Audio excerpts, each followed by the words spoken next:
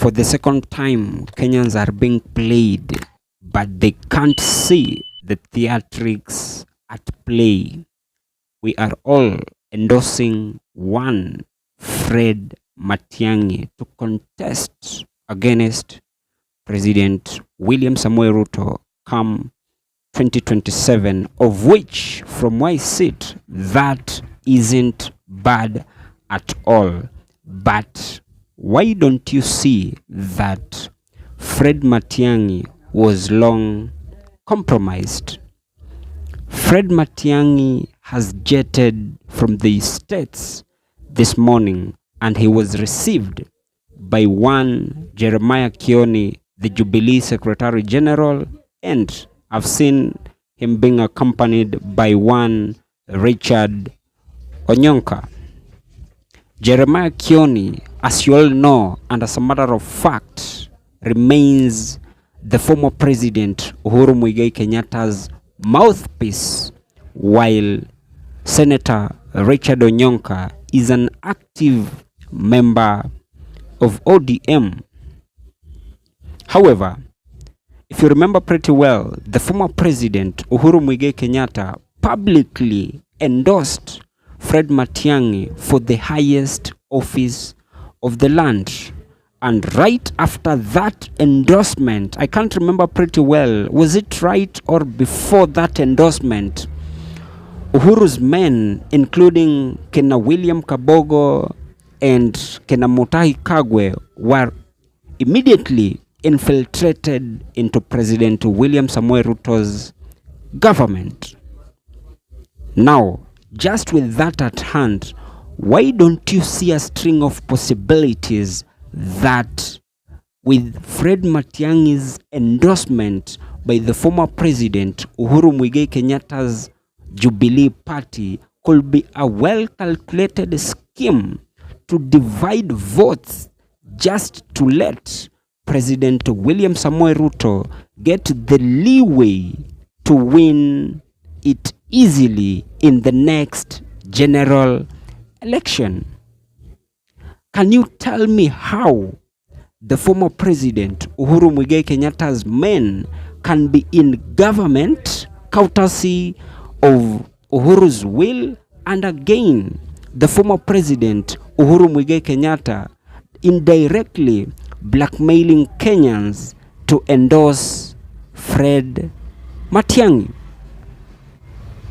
Apparently, if Kenyans want to beat President William Samoei Ruto come 2027, then they must open their third eye and not accept these political theatrics at play. Because from where I sit, in as much as Fred Matiangi may have a very good scorecard and he's very competent, he doesn't serve well in the highest office of the land. And I'm saying this because I am personally also, just like any other Kenyan, fully entitled to my own opinion. Because the reason as to why I strongly believe Matiangi isn't the best man for the highest office of the land is because this is a man who times above numbers decided to rep the Kenyan constitution by defying and denying several court orders that were barring Miguna from getting into the country. This is exactly the same man to whom, up to the time of this broadcast, he's never been brought to book concerning all the deaths that happened in the 2018 protests, including the deaths of Kina Baby Pendo and others, if I am just to mention but a few. However, if at all Kenyans want to unseat President William Samoei Ruto come 2027, then I strongly believe they must shun away and open their third eye so that they cannot fall for these KANU remnants play in place. Because one thing I'm sure of is that by Uhuru blatantly endorsing Fred Matiangi, while in real sense his appointment are working in President William Samoei Ruto's government, I kid you not, chances are Matiangi could just been filled to contest against Ruto just for him to spoil votes so that President William Samoei Ruto can get the leeway of winning it as early as 8 a.m. come 2027.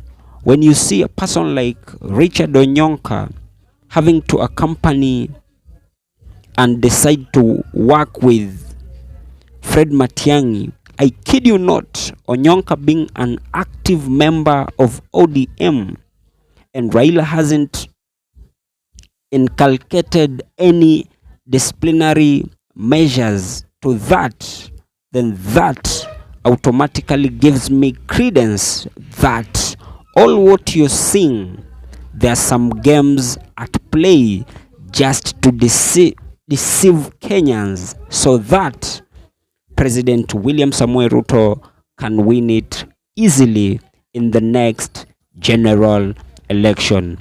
How I wish that my fellow Kenyans should just wake up and smell the coffee so that they can overwhelmingly make a very decisive decision in the next general election.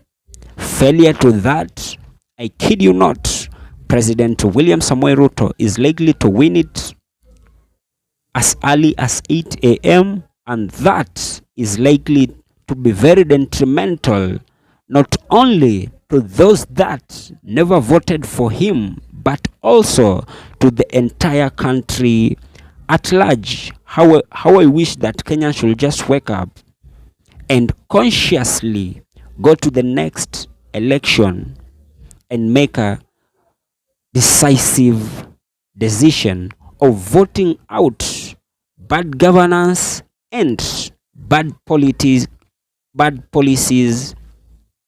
at place.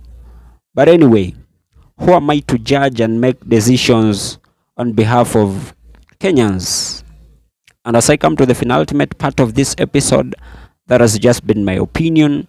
If by any chance you do have a contrary opinion to mine, you can as well just feel free to drop them in the comment section and I'll give them a right of reply. And by any chance, if you've been watching my videos and you've not subscribed, you can as well just consider hitting on the subscribe button. Thank you and may God bless you.